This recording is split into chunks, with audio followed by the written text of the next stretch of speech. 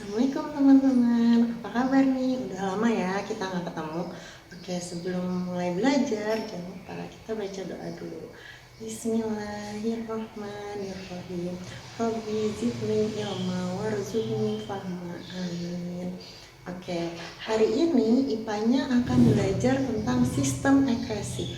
Buat apa sih kita belajar tentang sistem ekspresi? Oke, jadi nanti tujuan pembelajaran kita ini biar kalian teman-teman ini tahu organ apa aja sih yang ada di sistem ekspresi, terus fungsinya buat apa sama tubuh kita.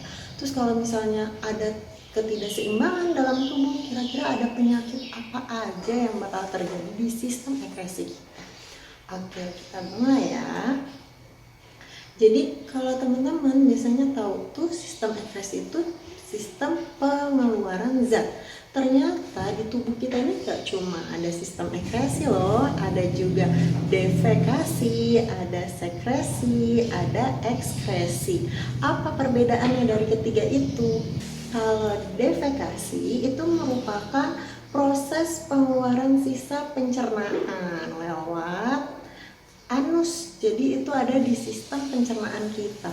Sedangkan kalau sekresi dia itu proses pengeluaran kelenjar yang berguna buat tubuh, jadi tidak dikeluarkan karena dia tidak bermanfaat tapi dia masih berguna. Contohnya apa?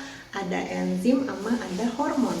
Nah, yang kita akan bahas itu merupakan sistem ekskresi, yaitu proses pengeluaran sisa metabolisme yang sudah tidak berguna bagi tubuh. Jadi organ pada sistem ekskresi itu pertama ada ginjal, ada kulit, ada hati, dan ada paru-paru. Nah, di ginjal itu bentuknya kayak kacang merah, warnanya merah kecoklatan, dan dia terletak di dekat tulang pinggang. Nah, ginjal itu ada dua, ada kanan dan ada kiri. Ini ibu kasih lihat bentuk ginjal pada manusia. Ini bagian-bagian ginjal. Di ginjal itu ada 5 bagian. Pertama ada korteks, ada medula, terus ada pelvis atau rongga ginjal, terus ada juga arteri ginjal sama ureter. Kita bahas satu-satu dulu ya.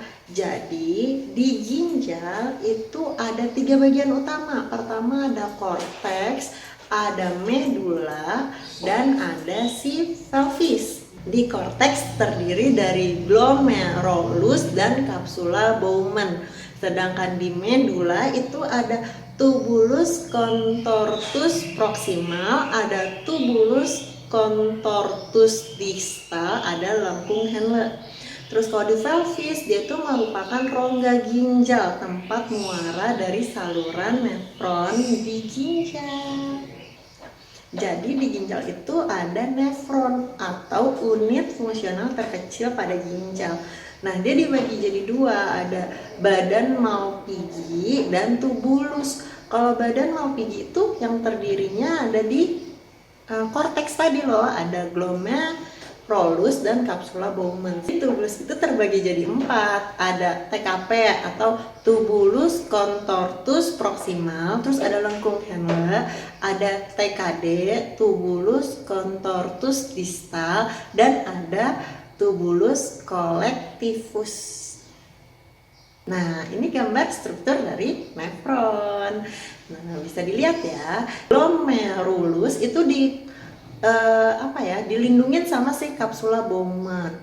Terus ada juga tubulus contortus proximal atau TKP, ada TKD, terus ada lengkung Henle tuh bagian bawah, dan ada tubulus collectivus yang lurus aja. Di badan Mapili tadi kan terdiri dari 2 bagian, glomerulus dan ada kapsula Bowman. Fungsinya kalau glomerulus itu buat proses penyaringan pertama kali, sedangkan si kapsula Bowman ini nampung hasil penyaringan pertama. Nah, hasilnya apa? Merupakan urin yang masih banyak mengandung glukosa, garam, dan asam amino. Sebenarnya si glukosa, garam, dan asam amino pada penyaringan pertama ini masih berguna untuk tubuh. Makanya nanti akan diserap lagi oleh tubuh kita. Nah, kita bahas dulu deh proses pembentukan urin. Jadi proses pembentukan urin itu ada 3. Pertama ada penyaringan, terus ada penyerapan kembali, dan ada penambahan.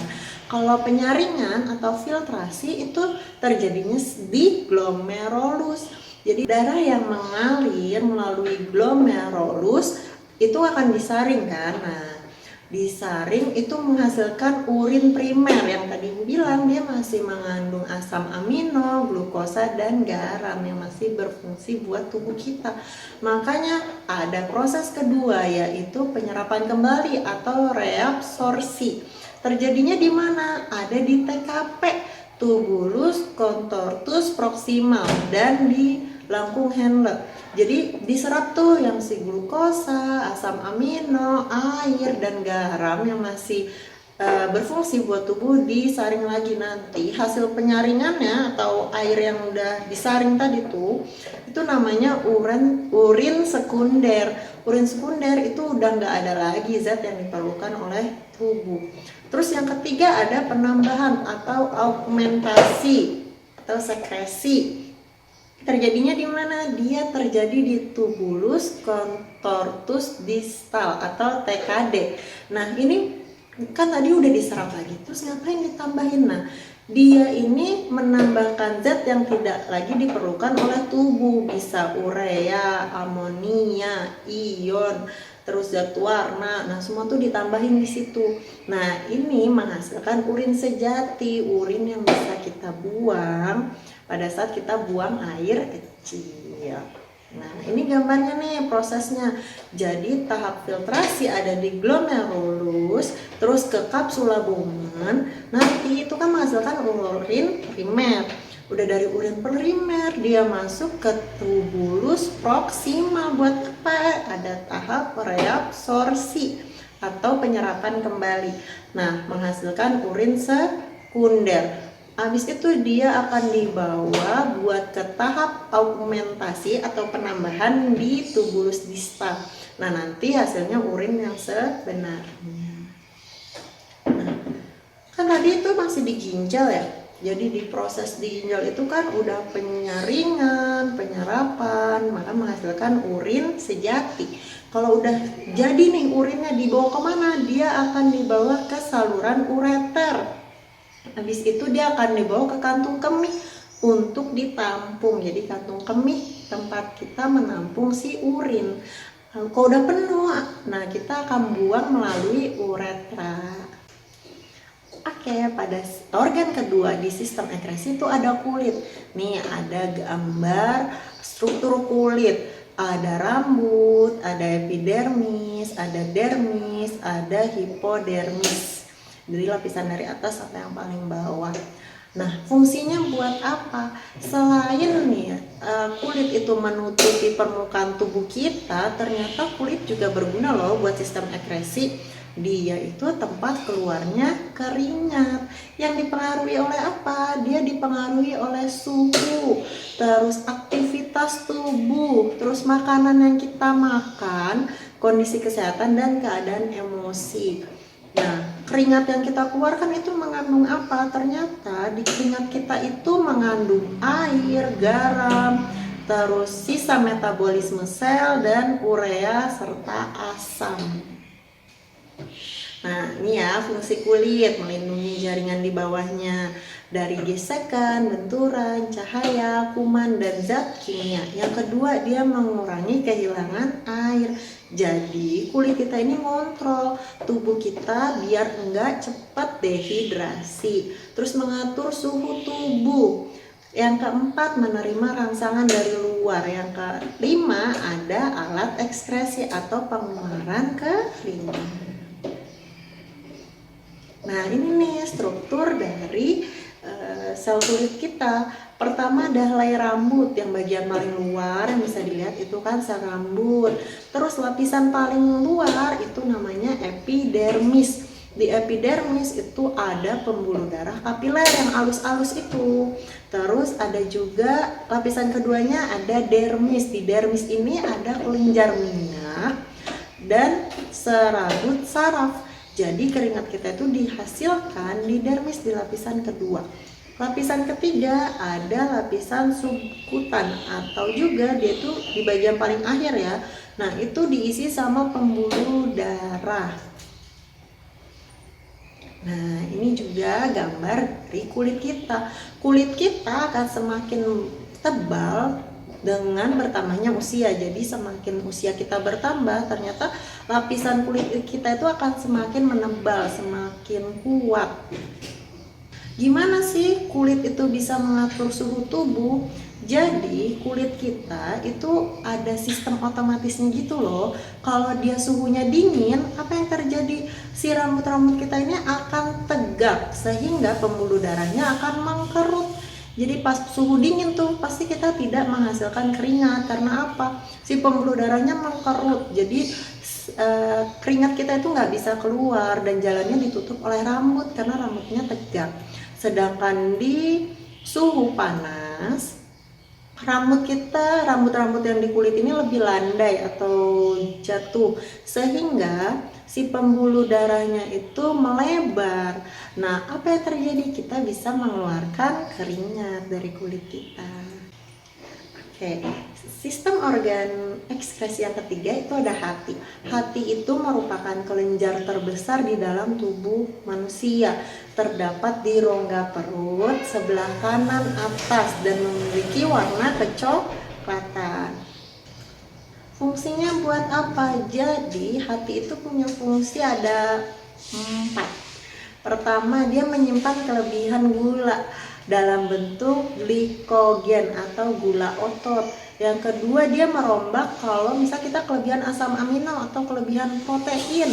Yang ketiga, dia menawarkan racun. Jadi makanannya yang kita makan misal ada racunnya biasanya atau kurang sehat, biasanya si hati ini akan menawarkan racunnya. Terus yang keempat, tempat pembentukan urea. Yang kelima, dia juga menghasilkan empedu. Nah, letak empedu itu di bawahnya hati. Nah, si empedu itu merupakan cairan kehijauan yang tersimpan pada kantong empedu. pH-nya sekitar 7 sampai 7,6, berarti pH asam atau pH basah. Tuh, pH-nya pH basah. Nah, dia itu mengandung apa? Mengandung kolesterol, garam mineral, dan pigmen. Nah, jadi si hati ini juga sebenarnya dia membantu si ginjal untuk menghasilkan urin. Sel hati juga bertugas merusak eritrosit atau disebut histirosit. Jadi si hemoglobin akan diuraikan menjadi senyawa zat besi, globin, dan hemin. Lihat ya bagiannya. Dari hemoglobin dia dipecah jadi zat besi yang tujuannya buat ke hati, nanti dipakai nih sama hati buat di sumsum tulang, buat pembentukan darah lagi dong. Kalau si globin itu tujuannya buat apa? Dia untuk metabolisme protein atau pembentukan hemoglobin baru. Jadi dipecah, tapi si globin ini tujuannya membentuk lagi nanti hemoglobin.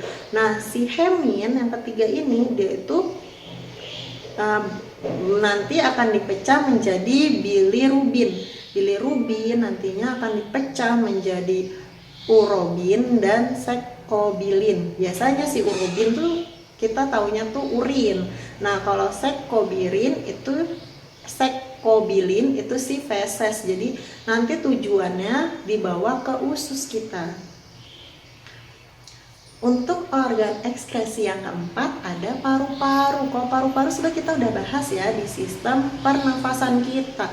Jadi kalau paru-paru itu terletaknya di dalam rongga dada manusia. Fungsinya buat apa? Tidak lain tidak bukan, yaitu untuk mengeluarkan karbon dioksida dan uap air hasil dari sistem respirasi atau mekanisme pernafasan. Ini udah kita bahas ya kemarin. Oke, tadi kita udah bahas tentang organ-organ di sistem ekskresi. Sekarang kita bahas tentang kelainannya pada sistem ekskresi. Pertama pada ginjal. Di ginjal itu bisa terjadi batu ginjal. Orang tuh nanya, Bu, itu ada batunya dari mana? Jadi batu ginjal itu ternyata endapan dari kalsium dan garam pada pelvis. Penyebabnya sering menahan urin atau dan juga bisa karena kurang minum. Jadi kalau kalian nih udah ngerasa pengen buang air kecil, jangan ditahan ya, langsung dibuang. Dan juga jangan sampai dehidrasi, nanti bisa jadi batu ginjal. Yang kedua juga ada gagal ginjal. Gagal ginjal itu kondisi di mana ginjal kehilangan kemampuan untuk menyaring cairan atau sisa makanan. Kan tadi ginjal itu fungsinya buat memfilter kan zat yang masih bermanfaat di dalam tubuh kita. Nah, saat dia gagal ginjal, si ginjal ini nggak mau lagi buat menyerap, dia juga udah nggak bisa lagi buat nyaring. Nah, apa yang terjadi bisa dilihat di gambar. Nanti ginjalnya tuh bentuknya berubah lama-lama. Kalau dia gagal ginjalnya kronis, apa kayak ada nanah-nanah gitu di sekeliling ginjal kalian. Biasanya nih nanti disarankan untuk transplantasi ginjal. Ada juga diabetes mellitus. Nah, diabetes mellitus itu apa? Jadi urinnya tuh masih mengandung glukosa. Harusnya kan tadi si urin udah disaring lagi kan, glukosanya disaring untuk diserap. Nah, kenapa bisa terjadi? Karena kadar gulanya tinggi, jadi si ginjal tidak bisa menyerap kembali si glukosa. Akhirnya urinnya itu masih mengandung glukosa. Nah, ada juga diabetes insipidus. Nah, kalau ini cirinya gimana? Jadi kita tuh buang air kecilnya tuh berlebihan. Sehari itu bisa 20-30 kali. Nah, itu terjadi karena apa? Karena kita kekurangan hormon ADH. Kelainan selanjutnya ada albuminuria. Nah, dia itu merupakan gangguan yang terjadi pada ginjal sehingga urinnya mengandung protein. Kalau tadi yang diabetes mellitus itu mengandung glukosa, kalau si albuminuria ini dia mengandungnya malah protein, berarti masih ada si asam amino. Terus ada juga nefritis. Selanjutnya ada nefritis atau radang ginjal. Nah, ini terjadi karena apa? Akibat si glomerulusnya itu terinfeksi bakteri, airnya rusak.